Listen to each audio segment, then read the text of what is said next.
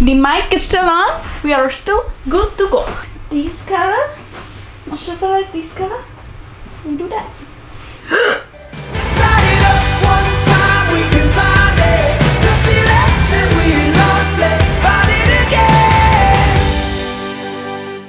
Hey y'all, it's Chels. Welcome back to my channel, or if you're new here, I'm Chelsea. I just feel like we hear a lot about all the great things about engagement, but there are some lows and some really great highs. I just figured we could take some time and talk about it for those of you who are about to walk into the season, who are currently in it, or who are just curious as to what it's like to be engaged. Because it's a very short window, whether it's like 2 or 3 months to some people are engaged for like 2 years or more. God bless them. I don't know how they do it. But my fiance and I have taken the route to have somewhat of a shorter engagement. So we got engaged in October of 2018 and it is January of 2019 and we have just a couple more weeks. Like, I think on my countdown it said 80 something days until we get married at the end of March.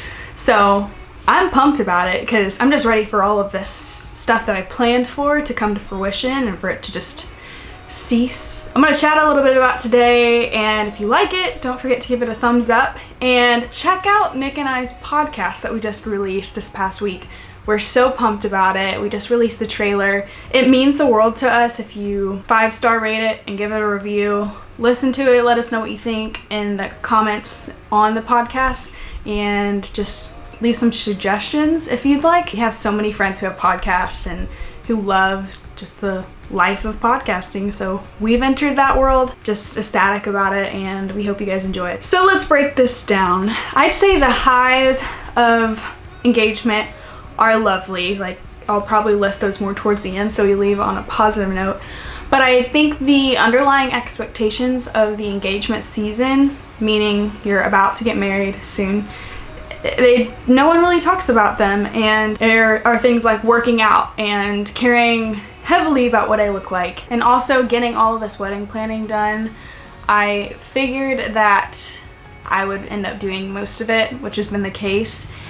I just like having my hands on everything. I know that's my own fault. I don't really accept help very well, and I need to, especially at this point in my life, but it's just so hard because I wouldn't say I'm a control freak. I just like to see things done a certain way, and if it's not done that way and I'm paying money for it, then I want everything to go well. So call this person and schedule this and put a down payment here, and what have I paid for already? Like, what's due next, and what are people expecting from me, and all of the rules and regulations of working with a venue, and it's just a lot to handle, but it's not too overwhelming. I think it's all about your mindset and your view and your attitude going into it. It's kind of how you accept the season that you're in. Like, how are you approaching it? Are you thinking of it as super stressful the whole time, or are you thinking of it as an opportunity to do this together with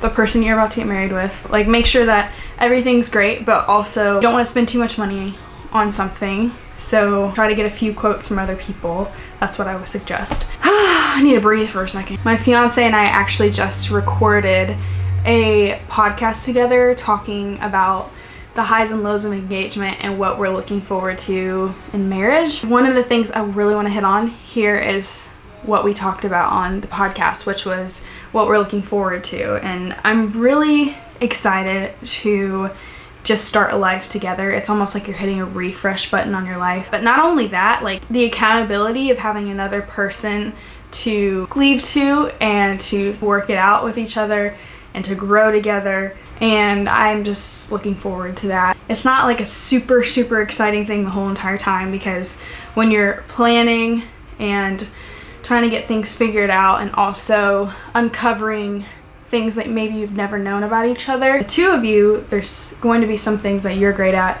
and that you're not great at, and those definitely come out during this period, and I'm sure even more so in marriage. So that can be kind of something to work on. It's not going to be a stumbling block, I don't think.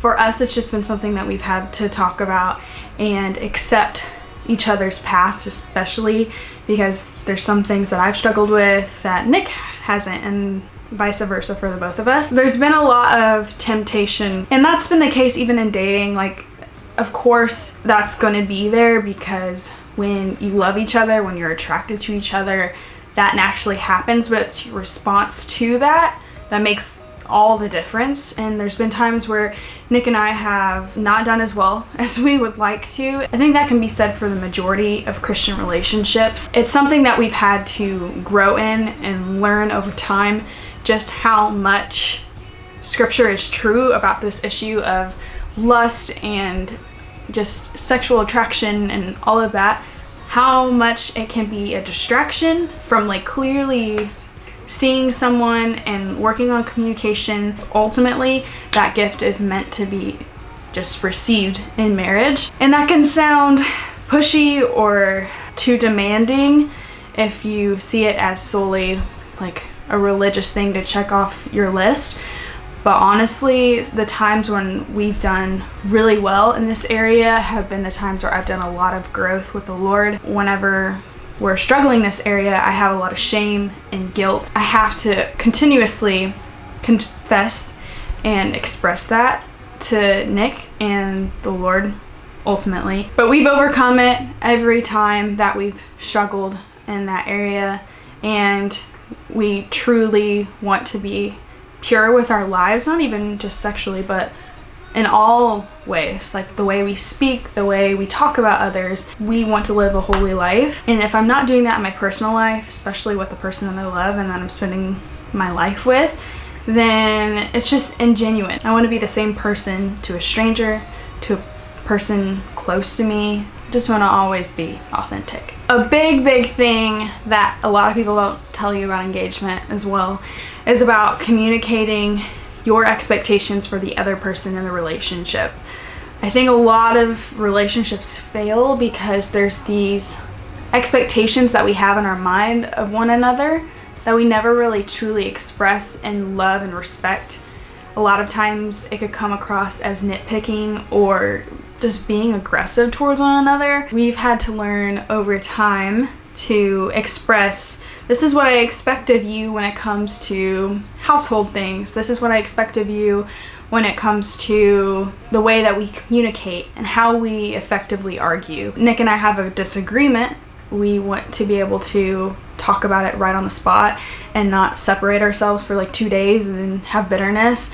We don't ever want to make room for bitterness, so it's really hard to attack those issues right away, but it's really important in engagement to talk about those things. One thing that I'm really glad that we're going through right now is premarital counseling, because it talks a lot about communication and uncommunicated expectations leading to resentment. That's one thing that I've learned is when you don't effectively communicate your expectations to the person that you're going to spend your life with, or even if your friends are unaware of your expectations for them, it's going to lead to bitterness and resentment. I don't want to have that for anybody I love, because I love the people in my life and I want them to know what I expect from them. And it's not like I'm a super demanding person, but I think it's responsible and wise to share that with people. So I think Nick makes me better. I think he brings out great things within me, but more importantly, I think together we make a better team than we do separately, or we're more effective, because Nick is different in ways than I am, and we boost each other up in those differences because we fit each other in those ways, if that makes sense. Like I said in other videos, I really enjoy talking about things that are happening now. If you guys want to hear a little bit more about this topic, we made a podcast episode. It'll either be out now or out soon on the Encounter Now podcast with Nick and Chelsea. You guys can listen to that in your car. You can listen to that in the grocery store, in the gym, wherever. Pumped to make more videos. I've heard a lot of people want to see videos about how I chose my dress and different colors and caterers and all of that. So I figured I would make a video about that as well. So coming soon. But I think that's about it for right now. That's about all I can think about when it comes to engagement. There's quite a lot of things to cover for the next couple weeks, but we will get it done and have fun doing it. And yeah, let me know in the comments down below what time of life you're in, whether you're single, engaged, married, have some advice for engagement. Let me know. Always up for it. I will take it with discernment, but feel free. Thanks for clicking on this video once again, guys. I will see you in the next couple videos. I actually won't physically see you, but I'll talk to you guys again at some point.